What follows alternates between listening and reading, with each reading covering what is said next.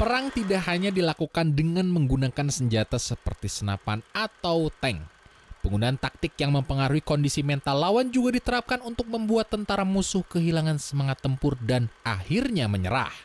Jika salah satu pihak memiliki keyakinan tinggi terhadap hal-hal yang bersifat tahayul atau gaib, maka pihak lawan akan mencoba menciptakan fenomena gaib palsu untuk melemahkan semangat juang mereka. Taktik semacam ini pernah dilakukan oleh Amerika saat berperang di Asia. Vampir Filipina. Sebelum menjadi negara merdeka seperti sekarang, Filipina awalnya merupakan bekas jajahan Amerika Serikat. Saat Perang Dunia Kedua berlangsung, wilayah Filipina juga sempat diduduki oleh Jepang. Ketika Filipina berada di bawah pendudukan Jepang, sejumlah warga setempat berinisiatif melakukan pemberontakan untuk mengusir penjajah. Mereka yang melakukan pemberontakan ini tergabung dalam kelompok bernama Hukbalahap, atau singkatnya HUK.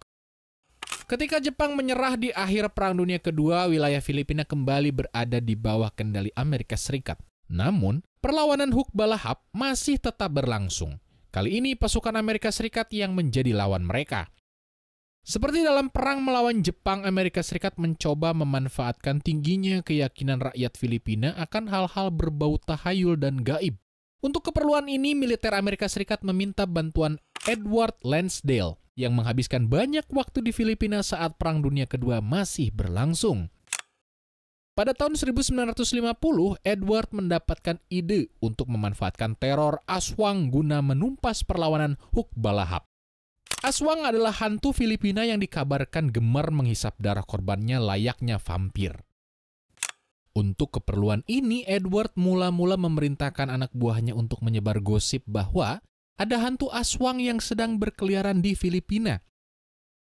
Edward juga memerintahkan anak buahnya untuk menggunakan taktik khusus saat berpapasan dengan pasukan Hukbalahap. Ketika ada pasukan Hukbalahap yang melintas pada malam hari, tentara Amerika Serikat atau Filipina akan menyergap prajurit Hukbalahap yang berada di posisi paling belakang. Prajurit tersebut kemudian akan dibunuh dan darahnya dihisap hingga habis. Mereka kemudian membuat bekas luka menyerupai gigitan taring manusia pada leher korban. Tujuannya adalah agar pasukan Hukbalahap mengira bahwa mereka baru saja diserang oleh Aswang.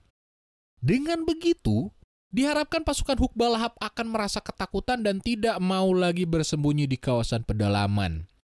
Dampaknya, pasukan Hukbalahap menjadi lebih mudah disergap oleh pasukan pemerintah Amerika Serikat. Arwah gentayangan di Vietnam. Vietnam merupakan negara di Asia Tenggara dengan sejarah yang penuh pergolakan. Di negara inilah pernah meletus perang Vietnam yang begitu melegenda. Sesudah perang, Vietnam yang tadinya terbagi dua menjadi satu sebagai negara komunis. Amerika Serikat juga terlibat dalam perang Vietnam sebagai sekutu dari Vietnam Selatan.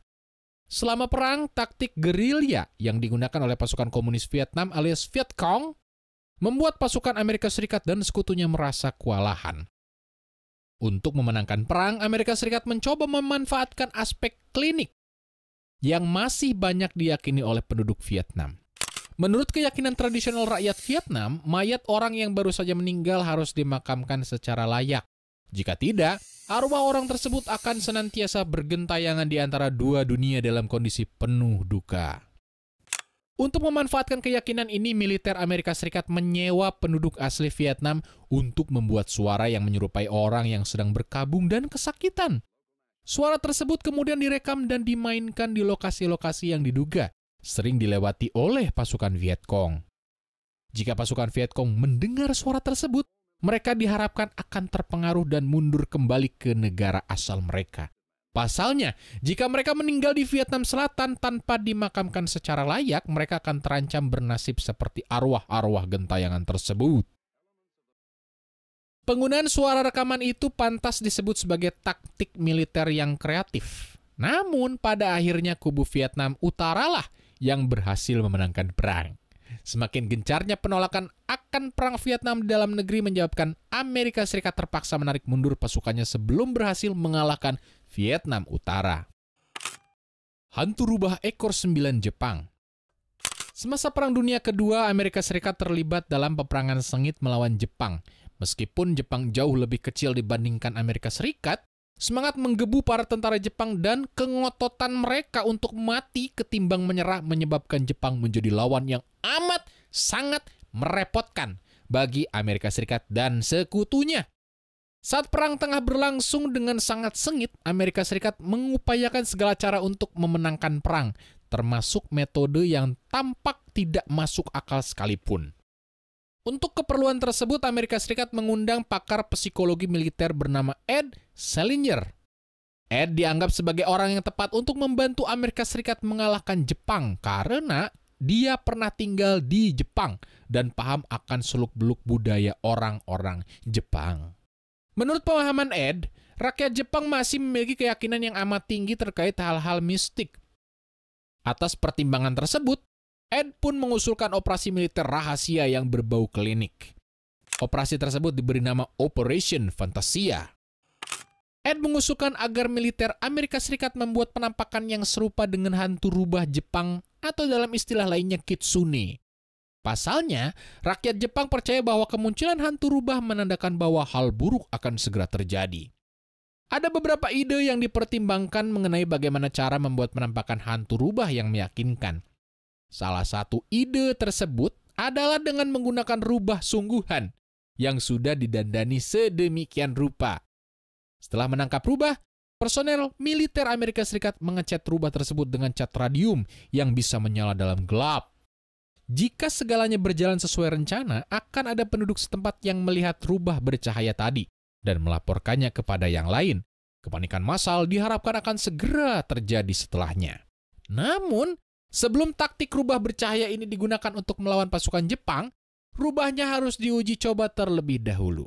Untuk keperluan ini, pasukan Amerika Serikat mulai dengan menangkap sekitar 30 ekor rubah.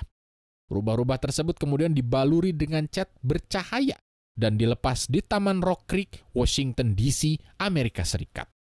Petinggi operasi rahasia ini berasumsi bahwa jika penampakan rubah bercahaya ini bisa menimbulkan ketakutan pada rakyat Amerika Serikat, maka hal yang sama mungkin bisa terjadi pada penduduk Jepang yang memiliki keyakinan klinik yang lebih tinggi. Dan memang, hal tersebut terjadi. Saat rubah-rubah bercahaya itu berkeliaran di taman, banyak warga setempat merasa ketakutan dan berlari dalam kondisi panik. Laporan demi laporan mulai bermunculan dari warga setempat mengenai penampakan hantu bercahaya. Merasa puas dengan uji coba tersebut, militer Amerika Serikat kemudian berniat untuk menggunakan rubah-rubah bercahaya itu di tanah Jepang. Namun, pada saat ini, mereka langsung dihadapkan pada masalah baru yang kompleks. Jepang merupakan negara kepulauan yang wilayahnya dikelilingi oleh laut. Wilayah sekitar Jepang pada waktu itu juga dikuasai oleh kapal-kapal perang yang rutin melakukan patroli. Rentetan masalah itu menyebabkan pasukan Amerika Serikat merasa kesulitan untuk menyelundupkan rubah-rubah bercahaya ke dalam wilayah Jepang. Bahkan, jika mereka berhasil mencapai wilayah Jepang, mereka juga harus memastikan bahwa rubah-rubah itu dapat terlihat oleh penduduk lokal Jepang tanpa segera ditangkap.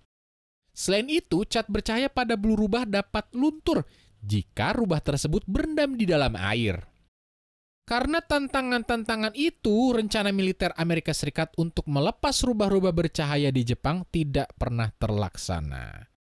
Namun, Amerika Serikat pada akhirnya berhasil memenangkan perang setelah menjatuhkan bom atom di kota Hiroshima dan Nagasaki. Gitu ceritanya. Jadi, jangan lupa subscribe.